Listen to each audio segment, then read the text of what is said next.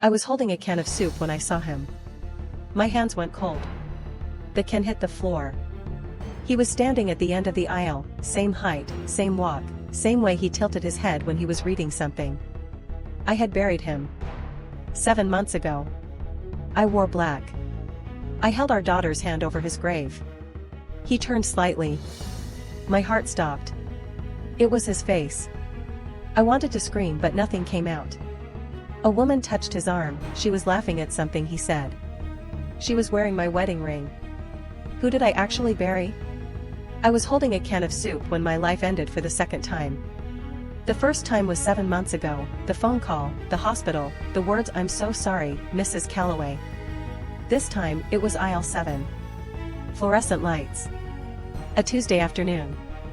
He was standing 30 feet away, reading the back of a cereal box. Same broad shoulders. Same slight tilt of the head. Same way his left hand always hung loose at his side. My cart stopped moving. My lungs stopped working. Daniel. I hadn't said his name out loud in 4 months. It hurt too much. But that was him. I knew that body the way I knew my own reflection. I told myself I was wrong. Grief does things to you. My therapist had warned me, "You'll think you see him, Sarah. It's normal." But my therapist never mentioned the woman. She appeared from around the corner, sliding her arm through his, laughing at something he'd whispered. She was maybe 35. Dark hair. Pretty in a quiet, careful way. And on her left hand, a ring. Not just any ring. My ring. The vintage diamond cluster my mother had passed down to me. The one Daniel had placed on my finger 11 years ago. The one I had slipped off and placed in his coffin myself, because I couldn't bear to keep it. Hidden clue number 1, planted here. The ring was never photographed in the funeral home records. I remembered thinking it was strange at the time. I didn't ask why. I gripped the cart so hard my knuckles went white. He turned slightly, not toward me, toward the window at the end of the aisle. I saw his profile. My throat closed. Thumbnail moment, he smiled at something she said. A full, easy smile. The smile I thought I'd never see again. The smile I had described to our daughter when she cried and said she was already forgetting his face. He was alive. Relaxed. Happy. And he had no idea I was standing 30 feet behind him, shaking so hard my teeth were clicking together. I left my cart in the middle of the aisle. I walked, didn't run, couldn't run, straight to my car. I sat there for 40 minutes. Engine off. Hands in my lap. Then I did the only thing I could think to do. I called my brother-in-law. Daniel's brother. Marcus. The phone rang twice. Then, Sarah. "Hey. Everything okay?" His voice was steady. Too steady. The kind of steady that only happens when someone already knows what you're about to say. Hidden clue number 2, planted here. Marcus had been the one who identified the body. He was the only one they allowed in. He said it was too traumatic for me to see Daniel after the accident. I believed him without question. I told him what I saw. Silence. Not the silence of shock. The silence of calculation. "Sarah," he finally said. "You've been under so much stress." I hung up. I drove home. Put our daughter to bed. Waited until the house was completely quiet. Then I opened the box I had kept under my bed for 7 months. The box with everything from the investigation. The accident report. The funeral paperwork. The death certificate. I had never read them closely. I was too destroyed to read them closely. But tonight I read every single word. And something was wrong. Something was very, very wrong. I just didn't know yet how wrong it actually was. The death certificate had a problem. A small one. The kind you'd miss if you were drowning in grief and prescription sleep aids and casseroles from neighbors. The body weight listed was 194 pounds. Daniel weighed 171. He'd been proud of it. Stepped on that scale every single morning like it owed him something. I read it again. And again. 194. I pulled out the accident report next. Single car collision. Rural highway outside of Dayton. Vehicle went off the embankment at approximately 11:40 p.m. Daniel had told me he was in Columbus that night. A work conference. I had texted him at 11:15. He had responded. Almost done, babe. Miss you. I still had that text. I had never deleted it. I opened my phone and scrolled back 7 months. There it was. 11:15 p.m. Daniel, almost done, babe. Miss you. Columbus is 2 hours from Dayton. He couldn't have been on that highway at 11:40. Not unless he left the moment he hit send. My mind started building something I didn't want to build. I pushed it back down. There's an explanation, I told myself. There is always an explanation. I didn't sleep. By 4 a.m. I was on my laptop, searching the accident report case number through the county database. It took me an hour to find the right portal. When I did, the report was sealed. Not archived. Not restricted. Sealed. Accident reports don't get sealed unless someone with authority makes that happen. I wrote down every name on the paperwork. Responding officer, Deputy T. Hargrove. Medical examiner, Dr. Paul Renner. Body identified by Marcus Allen Calloway. 3 names. That's all there was. No witnesses. No other vehicles. No dash cam footage referenced. I called in sick to work the next morning. I drove to the county records office and asked a clerk named Bethany, her name tag was slightly crooked, to pull anything public on case number 2247DK. She typed it in. Frowned at her screen. Ma'am, that case has a civil hold on it. I can't release anything without a court order. Who filed the hold? I asked. She hesitated. A law firm. Hargrove and Associates. Hargrove. The same name as the responding officer. Deputy T. Hargrove. I sat in my car outside the records office for a long time. My phone buzzed. A text from Marcus. Sarah, please call me. You're not well. We're all worried. We were worried. Who was we? I drove to Daniel's mother's house. Eleanor Calloway was 71, sharp as a blade, and had cried exactly once at her son's funeral, one single tear, which she wiped away immediately, like it had embarrassed her. I had always found that strange. I found it much stranger now. She opened the door before I could knock. Like she'd been watching for me. Sarah, she said. Quiet. Careful. Eleanor. I kept my voice flat. I need to ask you something and I need you to tell me the truth. She stepped back from the door. She didn't invite me in. But she didn't close it either. Was there a body? I asked. The pause lasted 4 full seconds. I counted. Daniel is gone, sweetheart. That's not what I asked. Her jaw tightened. And in that moment, looking at her face, I understood something devastating. She knew. She had always known. I turned and walked back to my car. My phone was already ringing. Marcus. I answered it this time. Sarah, listen to me very carefully, he said. His voice had changed. The warmth was completely gone. You need to stop looking. Not there's nothing to find. Not you're imagining things. Stop looking. Why? I whispered. The line went silent for 3 seconds. Then, because Daniel didn't leave you, Sarah. Long pause. He was taken. Taken. I sat with that word for 10 seconds that felt like 10 years. What do you mean taken? My voice came out barely above a breath. Marcus exhaled slowly. Like a man who had been holding something in for a very long time and was only now allowing himself to put it down. Come to my house, he said. Come now. Don't tell anyone. I went. I didn't know what else to do. My hands drove the car.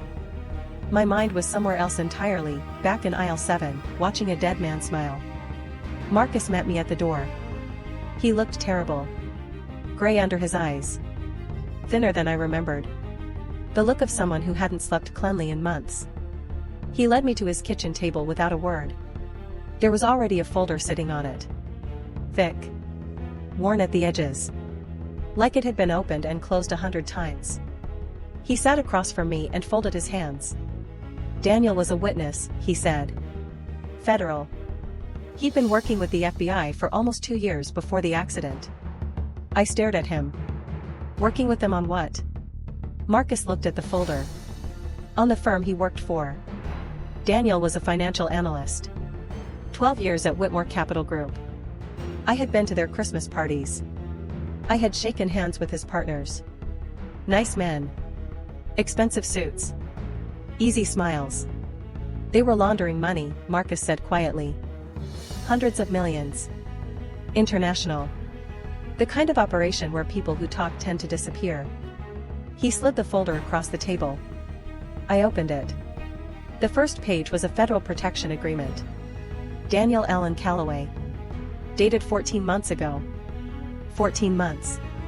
We had been married. Eating dinner together. Putting our daughter to bed together. Laughing at terrible television together. For 14 months he had been living inside a secret that could get him killed. And he had never said a single word. The accident was staged, Marcus said. When the firm found out Daniel was cooperating, they moved fast. The FBI moved faster. Barely. The body, I said. An unidentified individual from the county morgue. Medical examiner was FBI coordinated. The weight discrepancy was a paperwork error they didn't catch in time. A paperwork error. My entire life had collapsed because of a paperwork error. I turned to the next page in the folder. A photograph. Daniel. Alive. Sitting across from 2 men in suits at what looked like a government building. The timestamp at the bottom read 4 months ago. 4 months ago I was learning to sleep in the middle of the bed again. 4 months ago our daughter had stopped setting a place for him at breakfast. He wanted to tell you, Marcus said. He fought for it. They said no. Too dangerous. If you knew, if you acted differently, if you told anyone, it could have exposed him. So he let me grieve. Marcus said nothing. He let our daughter grieve. Still nothing. I closed the folder. I pressed my hands flat on the table so they would stop shaking. Where is he now? Marcus looked at me for a long moment. Something shifted in his expression. Something I didn't expect. It looked almost like guilt. That's the part one have to tell you, he said slowly. The woman you saw today. In the store. My chest tightened. Her name is Claire. She's also in the program. I waited. She was assigned to him, Marcus continued. For cover. A couple is less suspicious than a single man. The ring, I said. Marcus closed his eyes. Sarah, the ring, Marcus. He opened his eyes. And what he said next didn't just break something inside me. It rearranged me. The ring wasn't assigned. He asked for it specifically. He called me 3 months ago and asked me to retrieve it from the funeral home before it was logged into storage. Silence. He gave it to her himself. The room tilted. Not the ring my mother left me. Not a prop. Not a cover detail handled by federal agents. He had asked for it. He had put it on another woman's hand himself. And suddenly the question was no longer where is my husband? The question was something much darker. Something I wasn't sure I wanted answered. Did he ever actually want to come back? I drove home in complete silence. No music.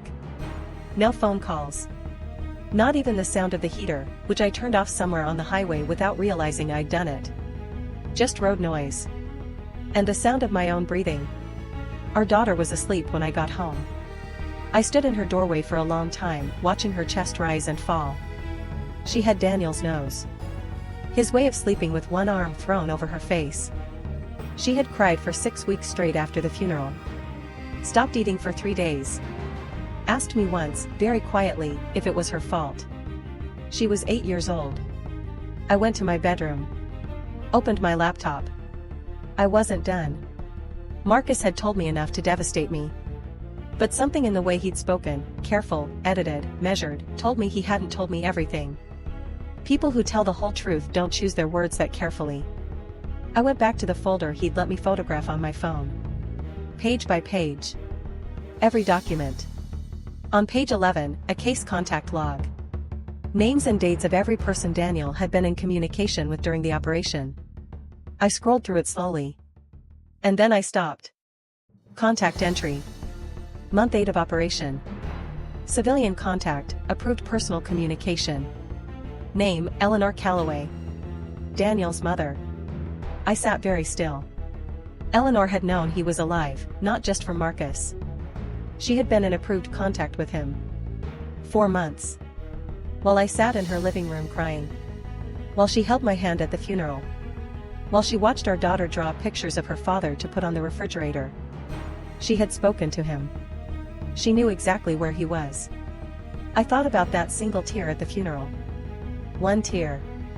Wiped away quickly. Not grief. Relief. She knew her son was alive. She was crying because she had to pretend otherwise. I kept reading. Page 14 stopped my heart entirely. Contact entry. Month 11 of operation. Civilian contact, personal. Not federally approved. Name, Claire Moray. Claire. The woman from the grocery store. Month 11 of the operation. I checked the timeline. The operation had started 26 months ago. Month 11 was 15 months ago. Daniel had met Claire 15 months ago. He had entered witness protection 7 months ago. That meant he had known her for 8 months before the funeral. 8 months before he staged his own death. 8 months before he let me become a widow. He hadn't been assigned Claire as a cover. He had brought her with him. I closed the laptop. I sat on the edge of my bed in the dark for a very long time. And the last piece, the piece I had been circling without letting myself look at directly, finally came into focus. Daniel hadn't been trapped by the program. He hadn't been a man desperately trying to protect his family from a distance. He had been a man who found an exit. From his job. From his debts, Marcus had mentioned debts once, quickly, and moved on. From a marriage that had been quiet and tired and held together mostly by routine and a child who needed stability. He had found an exit. And he had walked through it. The FBI had given him the door. But he had chosen to close it behind him. I thought about calling someone. My sister. My therapist. I didn't call anyone. Instead, I walked back to my daughter's room and sat in the chair in the corner where I used to sit when she was a baby and couldn't sleep. I watched her breathe. In the morning she would wake up and want pancakes and argue about wearing her blue shoes versus her white ones and ask me 3 questions before I'd had a single sip of coffee. She would not know that last night her father became a stranger. She would not know that the grief we had shared, that sacred, horrible thing we had built together over 7 months, had been constructed on a lie someone chose to tell us. I made a decision sitting in that chair. I didn't know yet if it was the right one. Maybe there is no right one. I would not tell her. Not today. Not while she still drew his face from memory and kept his photograph on her nightstand and whispered goodnight to it sometimes when she thought I wasn't listening. I would carry this alone until I knew what carrying it meant. But I also picked up my phone. And I found the photograph I had taken of page 14. The unapproved contact entry. Claire Moray. And I started to write an email to the federal case supervisor whose name appeared at the top of every document in that folder. I didn't send it. Not yet. I just wrote it. Every word. Every date. Every discrepancy. The wrong body weight. The sealed report. The ring he asked for by name. The contact logs. The 8 months. All of it. I wrote it and saved it and closed my laptop. Then I turned off the light. And in the dark, for the first time in 7 months, I did not cry for Daniel Calloway. I cried for the woman who had loved him. Because she deserved better than this. And somewhere, in the quiet, damaged center of me, I was finally starting to believe that was true. Daniel didn't just fake his death. He planned an escape. He brought another woman into that escape 8 months before he staged his own funeral. He gave her the ring by choice. And his mother knew every step of the way. Sarah didn't lose her husband to danger. She lost him to a decision he made before he ever said goodbye. He risked everything to protect himself, and called it protecting you. She has the email. She has the proof. She has a daughter who still whispers goodnight to his photograph. If you were Sarah, would you send it? Asterisk.